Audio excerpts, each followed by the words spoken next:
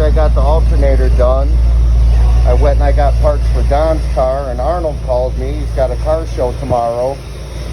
56 wasn't starting.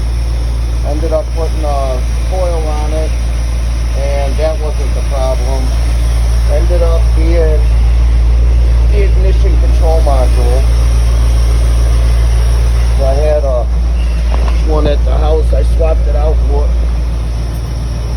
This one's not really that old, but we got them all ready to go for the car show tomorrow. So I get to go back home and work on something else.